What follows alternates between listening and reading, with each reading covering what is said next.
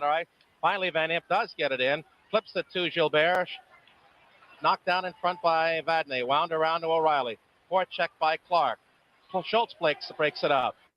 Schultz behind the net. Centers. Flat. Tries to Clark. Shot. Oh! Rebound! Score! Bobby Clark scores! Scores the game winner at 12 minutes and 1 second. Well, we want to thank everyone to our inaugural first. Here we go. We want to thank our first inaugural premiere podcast of Talking with Cuz. My name's Carl Candelo. I'm here in California with my great cousin, my brother from another mother, back in New Jersey. And a little bit of background of us that we have bonded over many years from our love of sports and Flyers, hockey that we just showed you that little clip. But we've been talking about sports, our love of sports, be it hockey or baseball. And we've been talking it all the time, but now we're finding out about this new technology that we're finally saying, why don't we do a podcast and be able to bring up, historic events for us in our life that we witnessed. And so I'm going to introduce you to my cousin Vince Ferrari. Hello, cuz 2,600 miles away.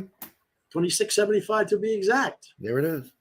So that particular clip, where were you? It was historic in one sense that we had got to do a back story on that hockey was in Philadelphia as a minor league back in the 60s. There was a team called the Ramblers that I would go to every once in a while with my dad and other cousins. At the arena. Yeah, at the arena, the 45th Market in Philadelphia. But then with the advent of this team that's coming into the National Hockey League that comes into Philadelphia, that we basically fell in love with it and watching the initial broadcast of some of the games, and we ended up having a bond that's lasted up to this day. And go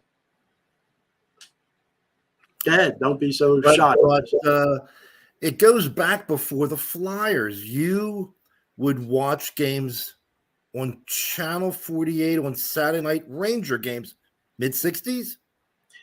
Evidently, when the UHF channels, Channel 48, 17, and 29 in Philly, I believe Channel 48 knew they were going to carry this new team, so they would give you a Saturday night hockey game. I guess they picked up the Rangers telecast, and my first recollection was, I think, at 65, 66. Wow. When Bobby Hull scored his 50th goal, against the Rangers at Chicago Stadium, and I was enamored with it. It was amazing. So we knew about it, and then, we knew about this new building, this new arena being put up called the Spectrum, and so I got really much involved with it. You did. Well, what I had was watching. I don't remember the Channel 48 thing. Kaiser Broadcasting. Oh, there's the Spectrum. But I would watch Channel 9 for New York broadcast through the snow on a Sunday night. And I mean, it was 80% snow, and you could see these figures. And that had to be like 65, 66. So when the Flyers came out, I mean, it was amazing. I mean, I got to go to 2 games that year, playoff games. My dad took me. We sat in the high end, probably section 40 or something. I saw Rosaire Paymon score a hat trick. They won game 5, and then they lost game 7. And I was at that game. They lost 3-1 to the Blues, and sad. But the sport grew that first year. You want to go back to Ed Snyder and how he brought the team here? Yeah. I figured it best that we do that. Expanding, and I felt that Philadelphia would be a great place. There's Eddie. For the expansion teams. or better known as Mr. Snyder. Grand plans. They were going to build this new building, the Spectrum. We all laughed at them. Who are these guys? Not one of them, I think, had really ever been in a hockey rink in their entire life. A bunch of business guys from Philadelphia. We went around to the various banks and they were totally disinterested. What is it, soccer? And we said, no, it's hockey. And they said, well, hockey will never go over in Philadelphia. Another sort of fell asleep during our presentation. But the last bank we went to, Girard Trust, fortunately the vice president had played hockey at Harvard and loved hockey and had a lot of faith in what we were doing, and we got the loan. After securing the $2 million expansion fee in February of 1966, the Philadelphia Flyers were officially welcomed to the NHL. Also newly minted were the St. Louis Blues, The Blue. Pittsburgh Penguins, Minnesota North Stars, California Seals, and Los Angeles Kings. Philadelphia Flyers. Philadelphia claims Bernard Parent. With their first pick in the Bernard 1967 expansion draft, the Flyers selected Bernie Parent, My favorite a Flyer young of all time. French-Canadian goaltender left unprotected by the Boston Bruins. Joining Parent on the team's inaugural roster were players also discarded by the original six. This is a great To many of them, about some of heading the to players that didn't even know Philadelphia where was Philadelphia a fate was. far worse than rejection. The guy come by and he says, I just heard your name on the radio. I hear you being drafted by Philadelphia. He says, what? What are you talking about? He says, yeah, I didn't know I wasn't protected by Boston. So talk about disappointment. Starting all over again with an expansion team did not really thrill me. First of all, I had to go look on the map and see where the heck Philadelphia was. We're coming over the old Penrose Avenue Bridge. And on the right-hand side, there's a machine there. I asked the bus driver, I said, what's that machine doing? He says, oh, that's grinding up body parts. What the hell am I Old Philadelphia. doing here? People didn't know what hockey was. People had no idea what this sport. Skates. They had a reception at City Hall for them, and they put them in open convertibles for a ride down Broad Street. There were no more than 20 people on the parade route. People were wondering who in the heck we were and what was going on. I saw somebody flip the bird at them, and he heard one other guy yell from the sidewalk, "You'll be in Baltimore by Christmas." What the hell are we getting ourselves into here? Though evidence of its role in the nation's birth was at every turn, the Philadelphia at which these young Canadians had arrived bore little resemblance to the history book version of the city. It was a hard-scrabble, beer and a hoagie kind of town, And they're showing cheesesteaks instead of ever hoagies. defined by close-knit ethnic neighborhoods, I'll and a settle for working-class that. population set in its ways. Philly no longer appeared to be a place The where only new thing we're missing ideas here is took Rocky. Here's the art particularly museum. something Give as him absurd as 9 hockey. years. But there it was, in a Our state-of-the-art second arena home. on South Broad Street. Bill Sutherland scored the goal to win the first game at the Spectrum, 1-0, before 7,000 people in what Bill Putnam, the team's president, described as the worst hockey game ever played. It took a little while for the players to get to know each other. Once we did, We beat It Montreal. was a we beat glorious Boston. time, though, wasn't it? Because Absolutely. I mean, then one weekend was it the in first year that they were February, on WCAM radio, or was that a later year? Spectrum. And that's when the crowds went from 4 digits to 5 digits. Our fans took to it at that point. It built a momentum.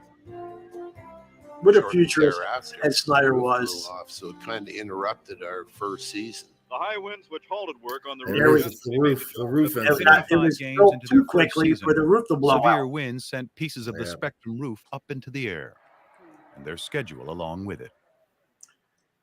Forced to play their remaining home games on the road, the Vagabond Flyers showed their resolve. With nimble skating and strong goaltending, There's Bernie. Yeah. So, yeah. So, where'd they play, Yeah. Carl? They played Quebec They City, had to go to Quebec City, the Garden, Madison Square Garden, and Toronto for a couple and games. Toronto. Yeah. And they somehow held on to first place. Yeah.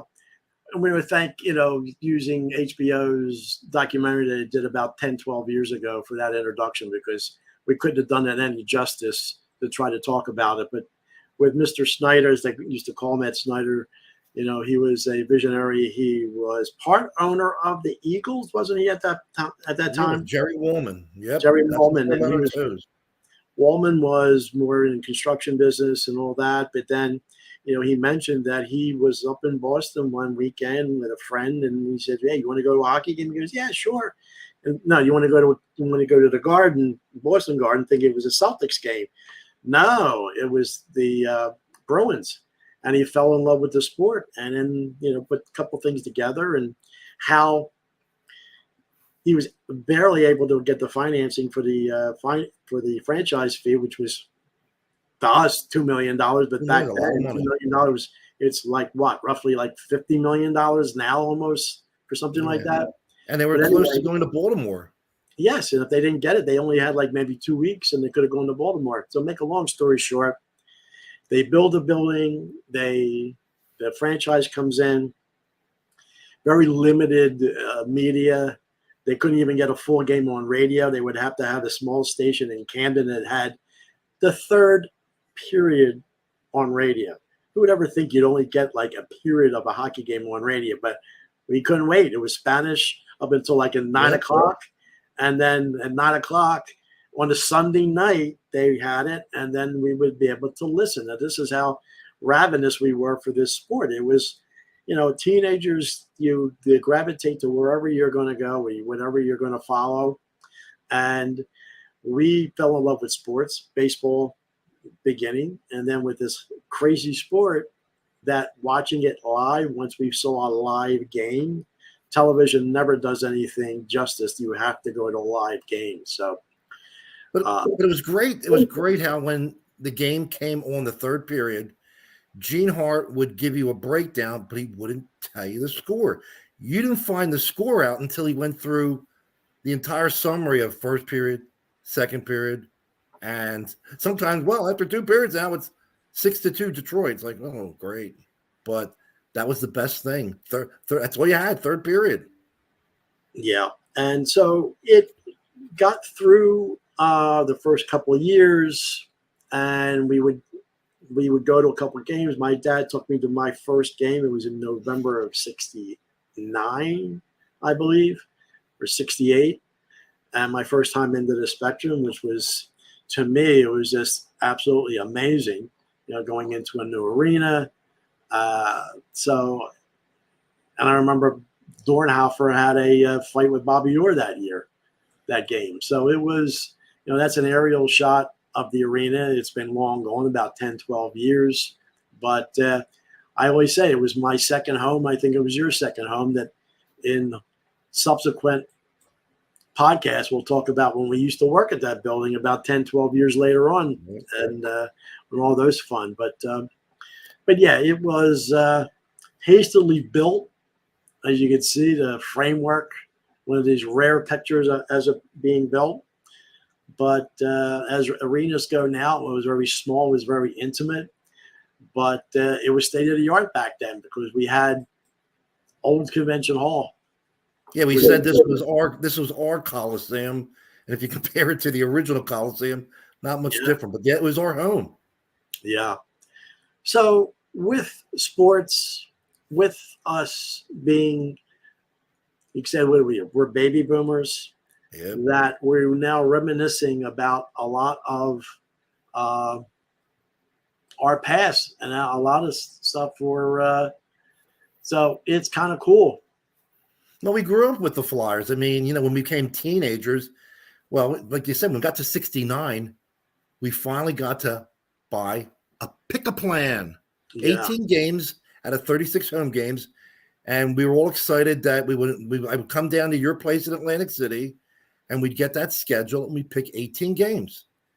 And we did that for, 2 years. It was 71, 72, 72, 73. 69, 70. And then after 72, 73, you had to get a season ticket. Right. Yeah. So I don't think it was a problem because obviously the interest was really fantastic. They were getting sold out, and we were the lucky ones that have the tickets because we never had any problem. So as the team evolved, it was a good skating team, but they were a short team, small skating team, and they would get the kicked out of them by the St. Louis Blues in certain playoff games.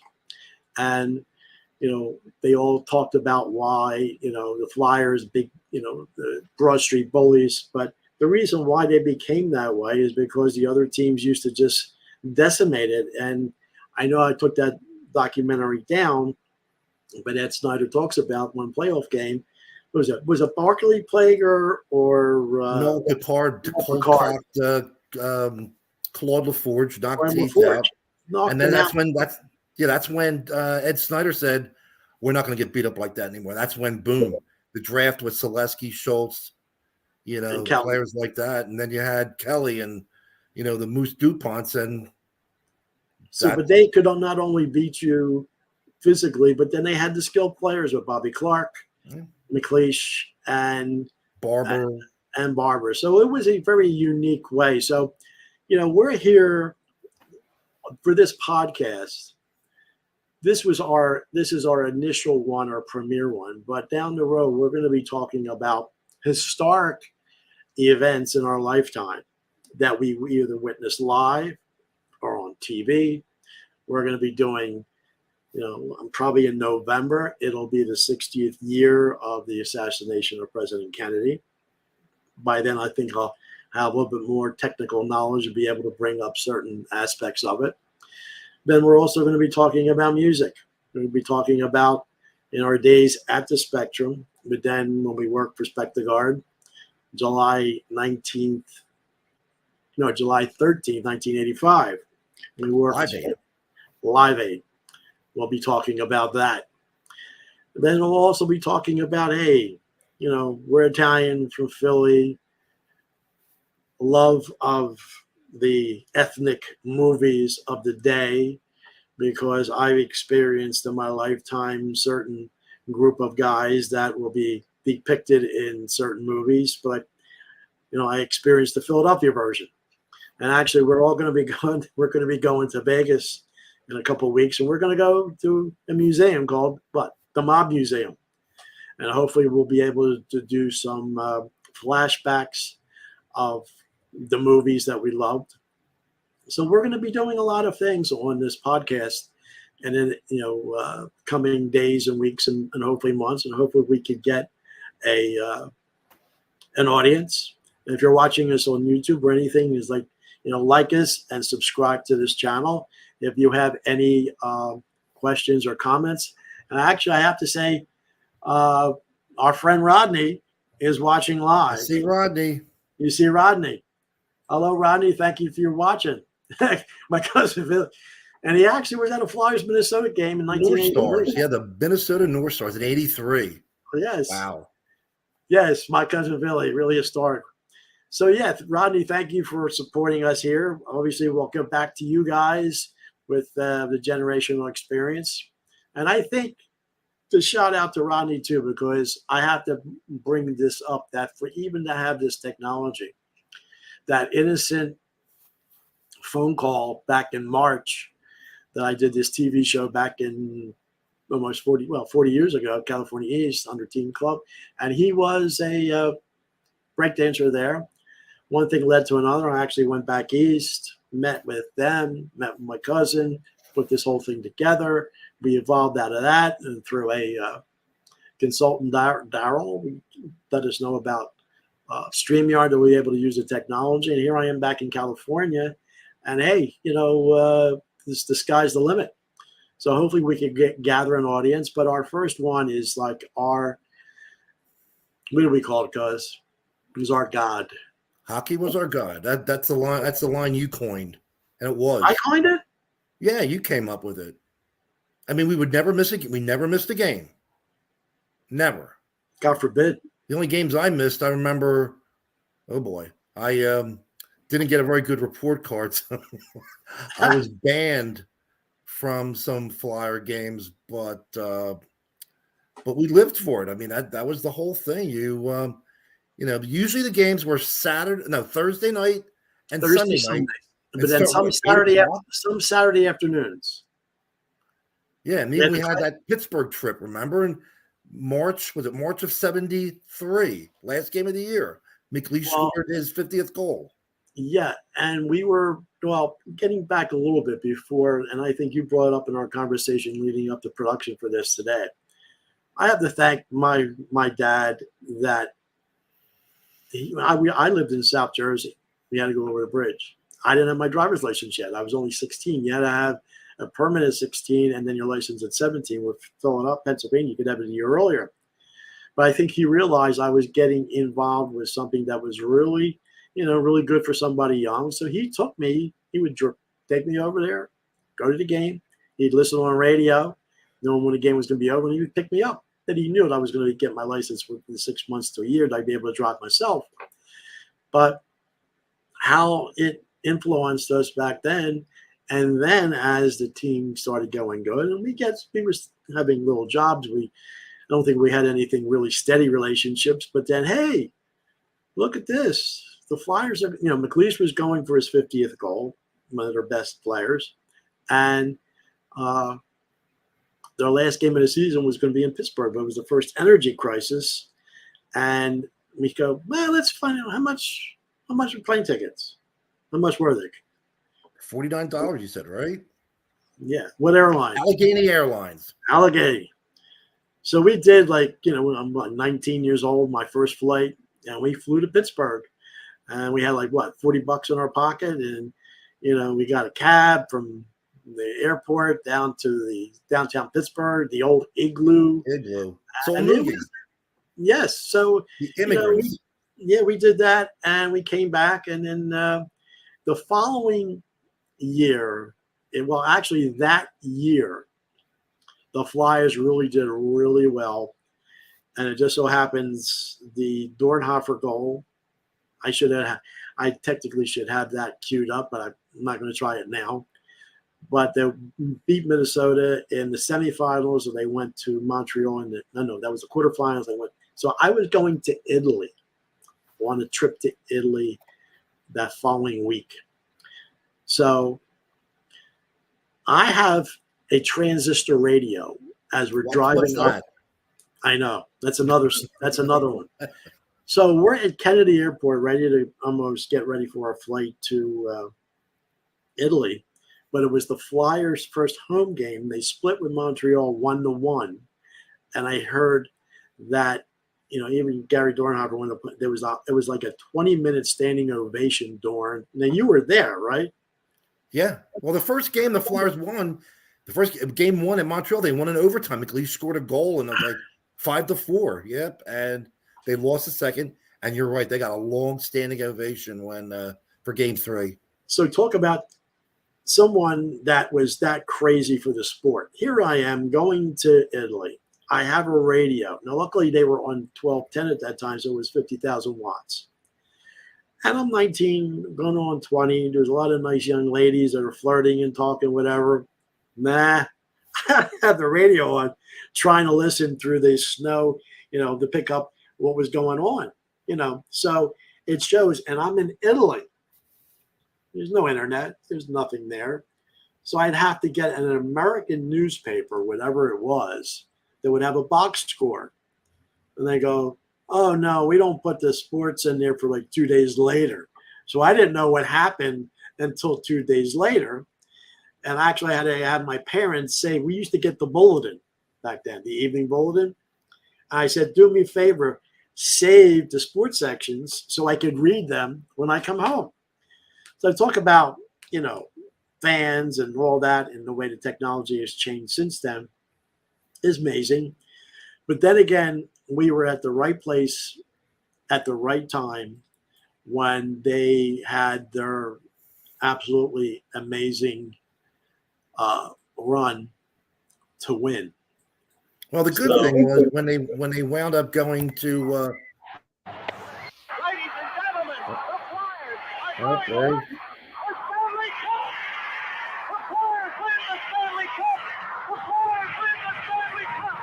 The Flyers have won the Stanley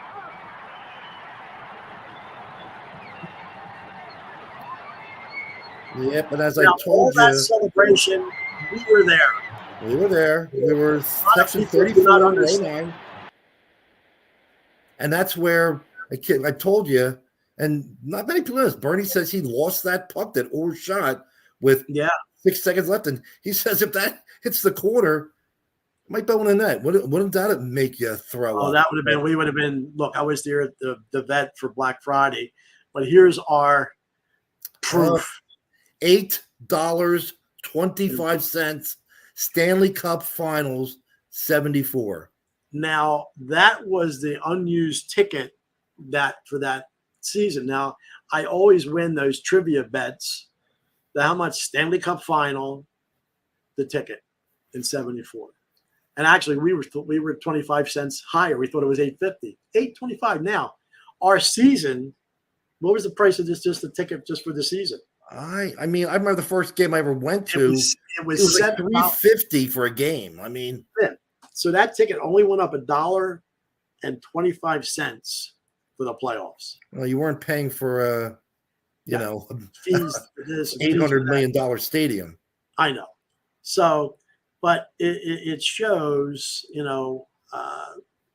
our dedication. Yeah. And me as a photographer, the following year in 75, I bring my camera. Well, that celebration when they won the cup, I was in college, I was doing communication, and I had my Super 8 because I had film school.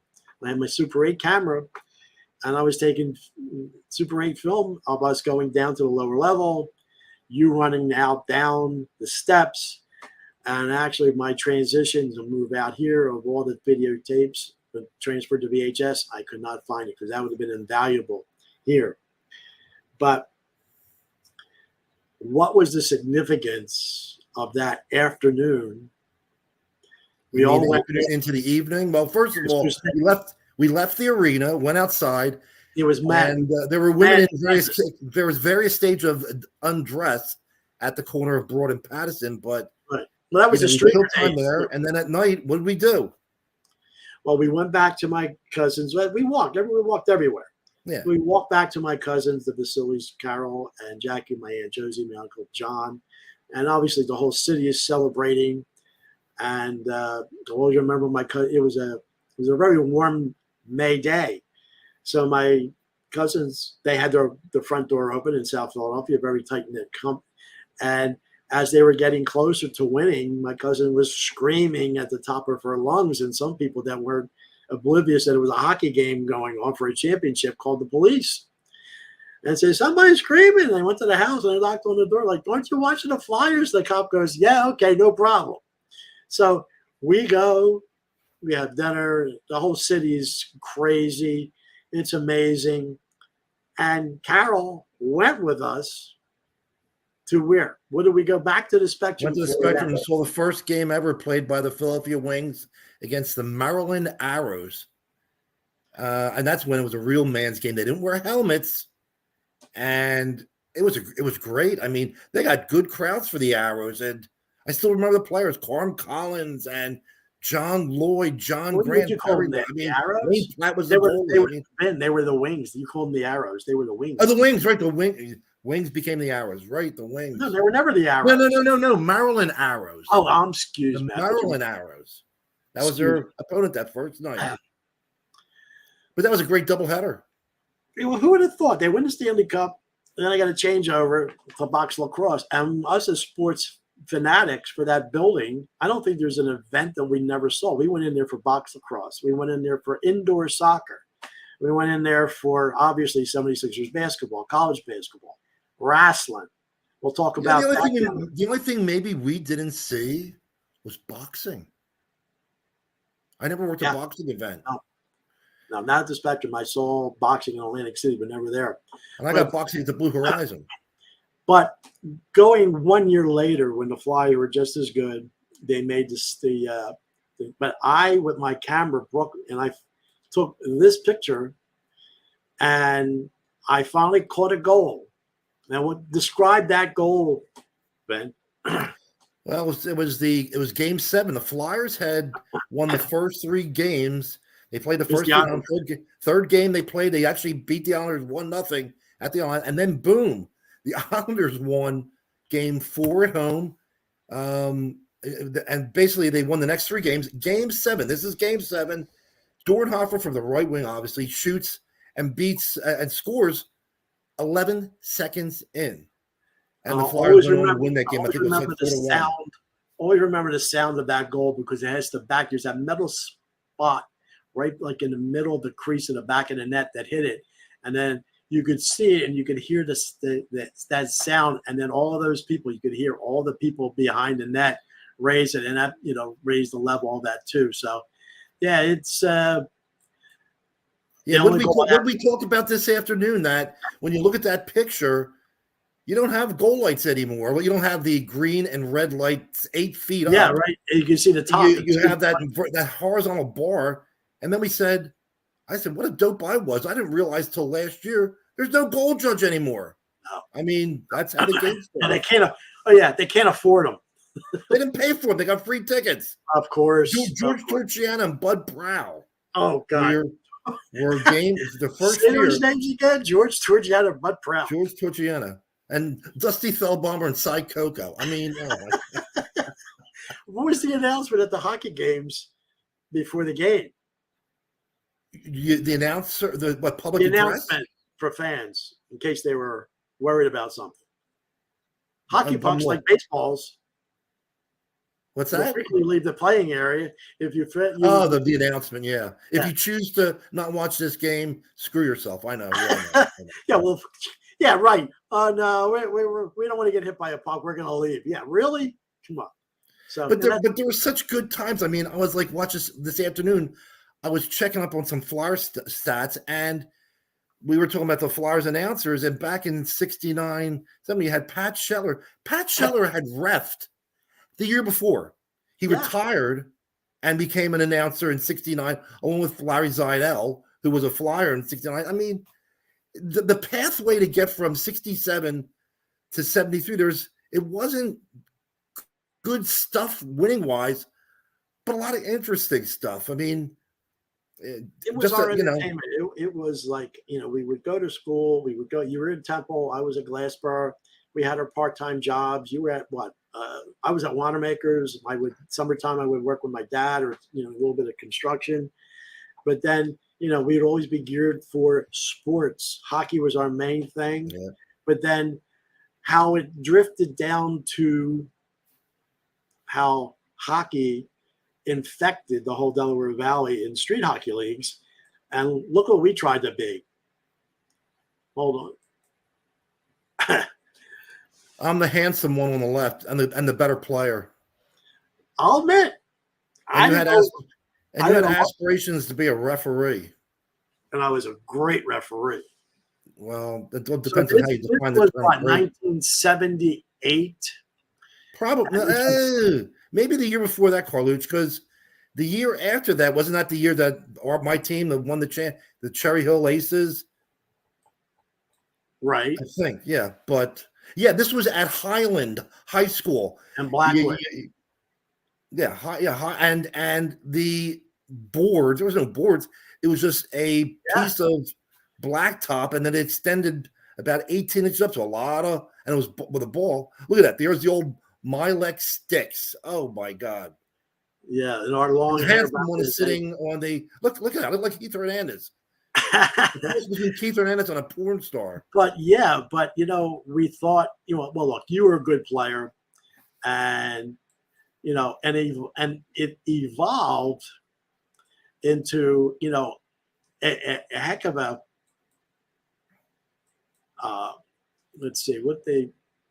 into a league in Jersey. Oh, Runnymede, yeah. In Runnymede. That's not me. No, that goalie is not photogenic like I was. So just through the whole Delaware Valley, there was hockey leagues everywhere, street hockey. Now, it's not on ice. There was still ice, but you get a net, you get the sticks, you get the gloves. And over in Runnymede, New Jersey, it was not a regulation rink, but it was a rink with Excuse me? That was a regulation rink. It was 200 by 85? Absolutely. It was 180. Yeah. Oh, that blue line was 60 feet. Okay. Yeah. That's cool. So are those holes in the net? Yeah. Now, I'm the one who ended up talking to the cable people.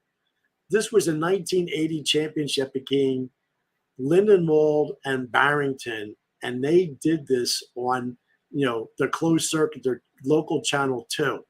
I really wish I was able to get that. This is even before VCRs. So you seen the different pictures? What the hell is that? Pitt Martin with the 15, the red Yes, helmet? Pitt What the heck Martin. is that? So yeah, this is how it evolved into this It was like league Kazoo. that I became a referee, and a very good one at that. Well, oh God, bye. And that was a championship. Lindenwold won the championship that year. But how could you not have taken pictures of my championship team? I didn't look. I don't know. I don't see anything here. I see these incompetent. We lost like 2 games all year. Hey, I apologize. Did you take pictures of the Lazat brothers? Oh yeah, let me bring that Remember back the up. Lazat brothers? Remember Well- 2 years earlier the Tom Hoffman team that Well, that we was didn't the one play? we're talking about. That was the one Yeah. Lazat brother. Yeah, but we didn't play them. We didn't play the finals because we were scared shitless of the Maple Shade Well, Bowlers. yeah. I mean, that one guy looked like Frankenstein's older sister. I mean, I have to say, I was a pretty decent photographer. Like you could actually see the ball, going. They didn't use a puck; they would use the ball. And I'll give you that you're a good photographer. Refereeing, oh, there's a lot. That's the best one. Lazat, Bobby Lazat. Bobby Lazat. Yeah. I tell you what, the best shooter in that league, fortunately, played for our team. Bob Gale, just from 60 from the point. I mean, the ball, ball moves. I mean, I played in. I always tell the defensemen, don't give them 60-foot shots. I'll stop at 20-foot. 60 feet, never liked those. The further out the shot, the more it curves. And but that was fun. Look at that. Oh, handsome. Yeah, that's the best shot I had. That was great. It was just a great place to play. And you had teams what Barrington, Lindenwold, Cherry Hill, Pine Hill, I think. Yeah. I mean, there was like a good number of teams. 8 teams. Kramer. I remember Kramer Hill was the Tom Hoffman League, but yeah, it's our television. The interviewing the game before the game on local. oh yeah, Buck Owens with they look like porn stars. Yeah. What a time, I remember we had a postseason award ceremony thing. Oh my God. So I won the goaltending award. I guess you called it Vezina. I look at it and it's something I get tortured to this day. They put Vince Ferrani. And they say, no, this isn't Vince Ferrani. You didn't win that thing. This is for Vince Ferrani. They spelled my last name wrong. You still got it? It's somewhere, I hope. I mean, and it had a picture of me making a save. I just loved it. That was just great time. That shows that we were just, at that age that we got involved with it. And I realized I sucked as a player, but I was a great referee. And so the year before, you were a very good goalie, excellent goalie. So what happened between me and you? Well, let's go backwards.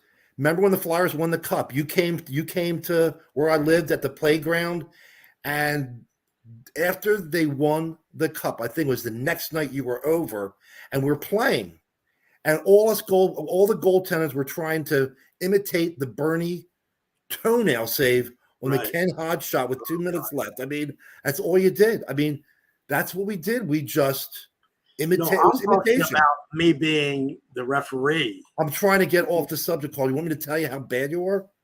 No, but wait a second. I know nobody's watching, but when they watch this subsequently, he was a very good goalie, and a lot of goalies are very aggressive. But then he started spearing the guy in front of him. I said, I gave you a warning. I said, Ben, stop spearing him. Stop spearing him. I wasn't spearing him in the balls. I mean, come on. You were still okay. Oh, okay. Jeez. So after the third one, I finally called. I don't go on you. And then where did you go? Oh my God! Yeah, I was not nice. I called you a piece of shit or something. But that was fun. That was just fun. I remember one time I missed a game because it snowed, and I thought game was postponed. Nah, we still played. But I know that was fun. I have a picture of me somewhere in a rain park in a driving rainstorm refereeing as a referee but it was love, and you enjoyed it. You're out there, you're getting with the guys. It's athletic, and some of those guys were amazing. Now Very good players. It's a shame that it did have fighting, and some of the fights got too bad, and then the cops had to get called, and people say, "What happened to that league?" Well, the neighbors, not that they were that close, but they were like, there was too much going on, and they finally closed it down because it got too dangerous for people. And it's funny, the year before, Carl, when our team won, I was the tallest guy on our team. I'm playing goal, and I'd have a 5'6" defenseman start crap with a player who's in front of it because they're in my way. It's like, don't, and I would be there like Ken Dryden with a stick under the chin. But we had just like the Flyers, we had some tough guys, but we had great players. In fact, we cherry-picked the guys for the team I played with at Temple, our rec league there. We had 3 or 4 Italians, and they were all good players. And you mix them with all the guys that we had. I think we only lost 2 games all year. Really good team.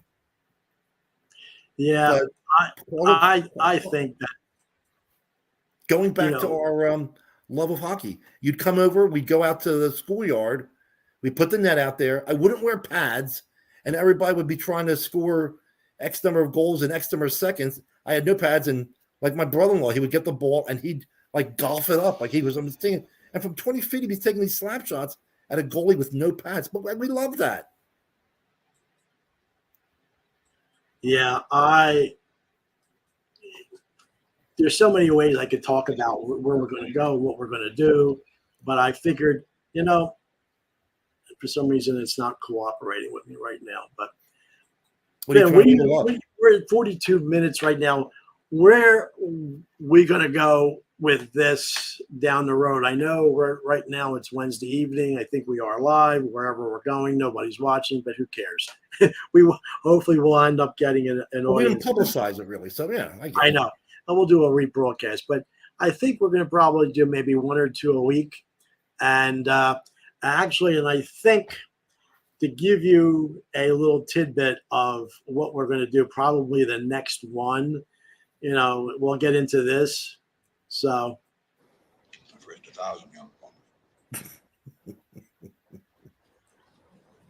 We all remember where you were when you saw this scene.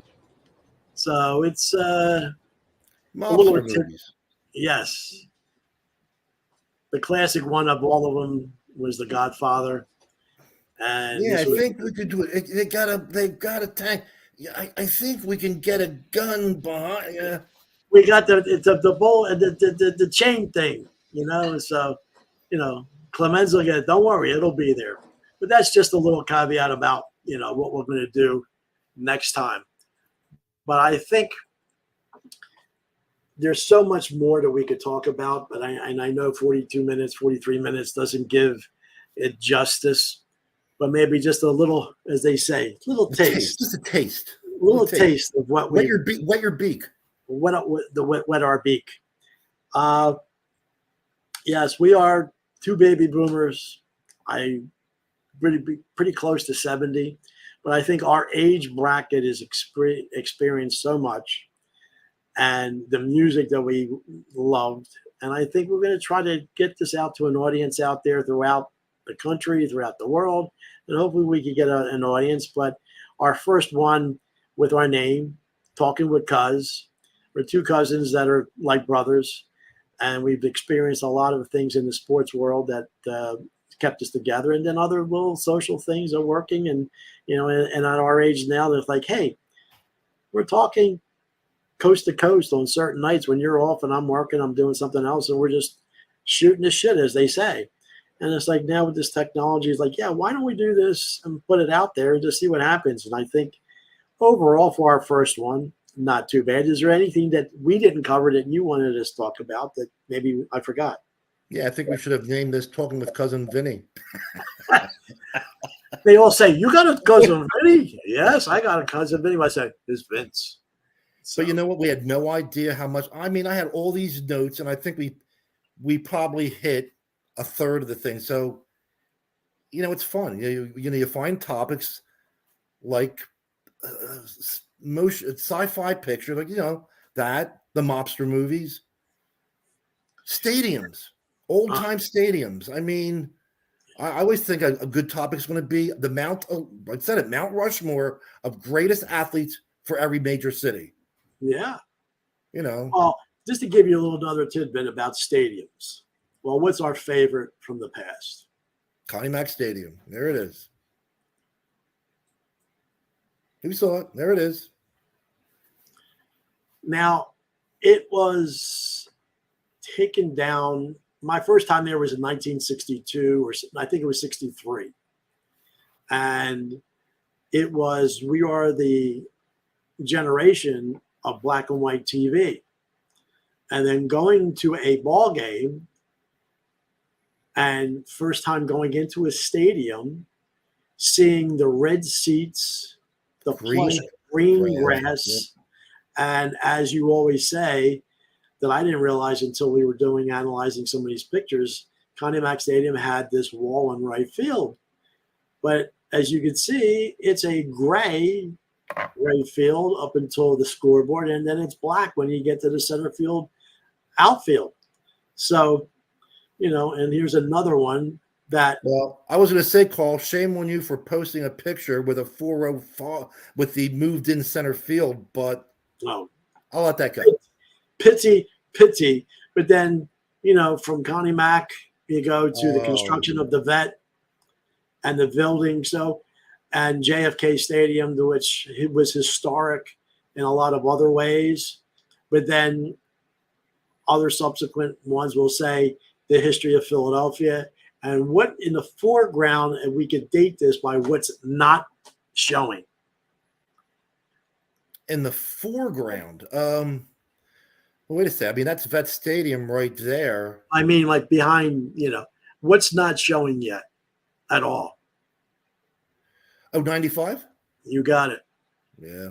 So 95, if you see, people that have subsequently watched this down. That would be behind JFK Stadium. So that was being started to be built in 1970, 71. So this has to be 68, 69, because the vet's not even halfway up. So that's our second home, that middle building. The vet became, another one that we would go to for many, many other events, baseball, soccer, concerts in there, so truck pulls or the food pulls. Oh my God. Yeah. Yeah. And then before it was even dedicated, we were able to, because the fencing wasn't really that secure, we were able to get in there and see the stadium and how it was. So it's, down the road, we'll be talking about a lot of things for the Philadelphia area, Cherry Hill Arena, places like that, old convention hall in Philadelphia, the Palace. Yeah. So, Philly announcers, Philly sports announcers. Well, yeah, actually, somebody was on there about Les Kiter talking. Ringtail howitzers. Yes, and I put down the bomb scare. You thought that was channel no, that was still on channel 6. It's right before the UHF channels came on. And it's another trivia question. He went to Hawaii, afterwards. But then what prominent Philly announcer started his minor league career in Hawaii? I'm not going to say, was that Harry Callis? Yeah. He did a couple seasons, the Hawaiian Islanders, then went to the Houston Astros. And the owner, I think, they ended up going to, why he came to Philly. Bill Giles. Bill Giles, yeah. And so that's how that goes. So down the road, we'll be doing history of announcers, stadiums, arenas, because at one time I could just see by the dashboards, the angle of the seats and lighting, where you were, the organ player, or the stadiums, and classic stadiums, and then that one. I still think that's an iconic picture. Before it was retrofitted, that's got to be like early. This is the 60. Look at that. Look how short the left field porch is. Yes, no screen. Yeah, that Yankee Stadium. with Then it's 60,000. 920 feet to left center field. I mean, that's the beauty of those stadiums. But You know- then everybody's saying the GOAT, the best of all, greatest of all time. And that's the This is spectrum without a number third level. Yeah, this is number one and number two. For anybody who doesn't know who they are, it's Will Chamberlain and Bill Russell. Their first year at the Spectrum. Look how clean the Spectrum looks, before the third level. So, anyway, subsequent ones we'll be talking about all this. Concerts there, 72 when the Stones were there with Stevie Wonder opening up, and one final one that goes way back. Oh, good Lord. Yeah. Army Navy game. John F. Kennedy. Wow. Well, yeah, it was the year before he was assassinated, and it was called Municipal Stadium at that point. And it was named after him after his death. So, And they'd get 105,000 people there. 102.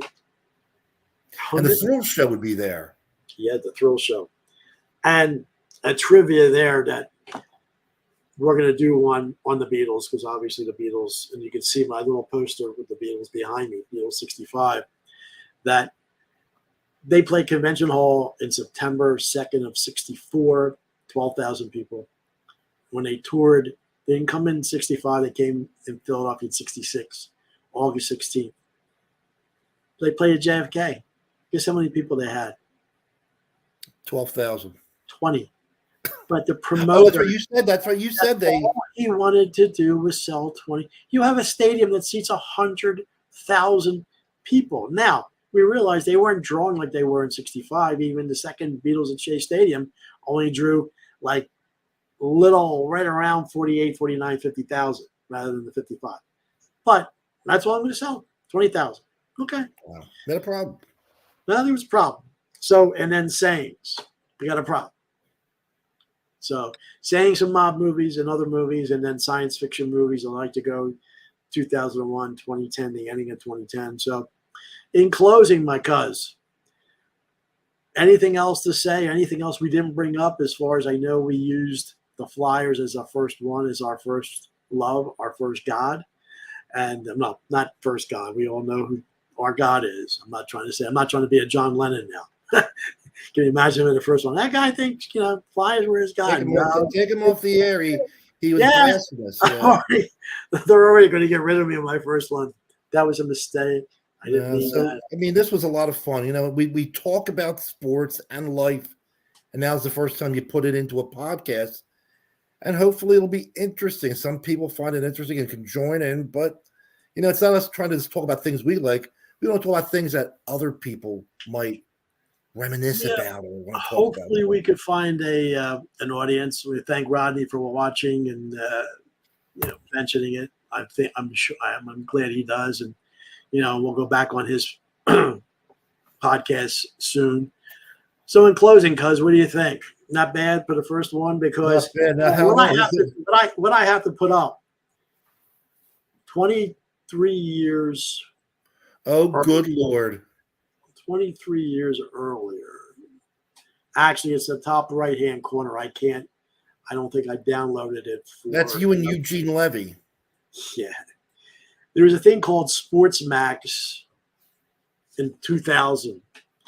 And my dear friend Anthony and I were involved with it. It was in Voorhees. It was way before YouTube and Facebook. And they actually paid us. And we talked sports for 2 hours on a Saturday and a Sunday. It was a lot of fun. And we got paid $1 million. We got paid $18. How much did we get paid to do 1540 AM in Vineland? Remember that? You were there. No. It was 1360 in oh yeah, we did It was Vineland. No, it was 12. It's 92.1 in Vineland. It's an FM station. No, you were at the one in the AM station with Anthony at 1360. Yeah. We made $10 an hour there, didn't we? Oh yeah, a lot of money. Or did we pay? No, it was free. I don't know. You had to pay. No, you had to pay for that. You had to pay for Yeah, that. you got to pay for. Yeah, Anthony. Yeah, I got it. But that was 2000, and we had ties on. We were professional, but nobody watched that either. But see, we're frustrated announcers, and critics. Well, we're just a bunch of guys. Look, through social media, Yeah. Facebook, Instagram, everybody's an instant star. But we're at a little different age, and hopefully we can get an audience and have some other ones, and people could let us know how you feel, and move on from there. So, anything closing remarks, my cuz? I'm good. I think we accomplished a lot for the first go round, and hopefully we'll get better as we do it and get some people who watch. Yeah, it's fun that we got our little bit of our logos and our let's see, get our logo back. Had to have the graphic artist do our logo and our intro and our outro because we gave him just a general idea, and he liked it. Yeah. So we good? Very nice. We're good. All right, guys, and we thank anybody who will watch this subsequently on a repeat, as we'll probably try to reschedule this over the weekend that we could have some people watch. And then maybe Monday, right? Maybe the monster Monday, thing. Tuesday. Yeah, Monday we could maybe do a pre-production, and maybe Tuesday night we could do it, and we'll go from there. So in closing, for Talking with Cuz Premier Podcast, myself, Carl Candela, coming from California, my cousin Vince Ferrari coming from Mount Laurel, New Jersey, which is now almost 11 o'clock at night. We say goodbye till next time.